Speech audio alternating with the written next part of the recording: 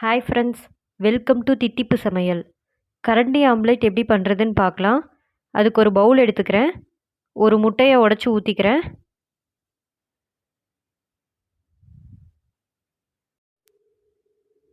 பொடியாக நறுக்கின பச்சை மிளகாய் 1, பொடியாக நறுக்கின பெரிய வெங்காயம் கொஞ்சமாக சேர்த்துக்கிறேன்.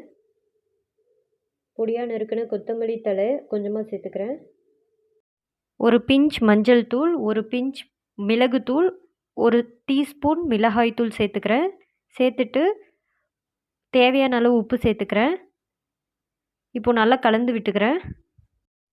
தோசைக்கல்லில் போட்டு சாப்பிட்ற ஆம்லேட்டை விட இது ஒரு டிஃப்ரெண்ட் டேஸ்ட்டில் இருக்கும். எல்லாருமே ட்ரை பண்ணி பாருங்கள் கண்டிப்பாக.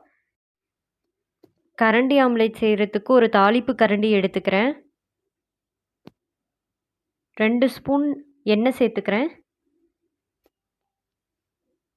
எண்ணெய் சேர்த்துட்டு நல்லா சூடு ஆகிற வரைக்கும் விட்டுருங்க. இப்போது கலந்து வச்சுருந்த முட்டையை சேர்த்துக்கிறேன்.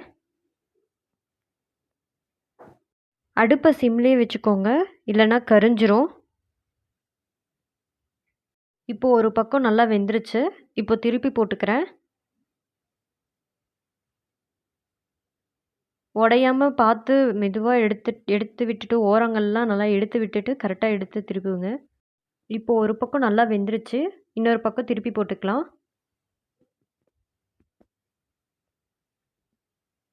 இப்போது 2 பக்கமும் நல்லா வெந்துருச்சு. சிம்லே வச்சு வேக வைங்க, இல்லைன்னா உள் பக்கம்லாம் வேகாது. வெளியில் மட்டும் தீஞ்சு போன மாதிரி ஆகிடும். அவ்வளோதான், நம்ம கரண்டி ஆம்லேட் ரெடி ஆகிடுச்சு. இந்த ரெசிபியை ட்ரை பண்ணி பார்த்துட்டு எப்படி இருந்துச்சுன்னு கமெண்ட் பண்ணுங்கள். இந்த வீடியோ பிடிச்சிருந்தா லைக் பண்ணுங்கள், ஷேர் பண்ணுங்கள், சப்ஸ்கிரைப் பண்ணுங்கள். தேங்க்யூ.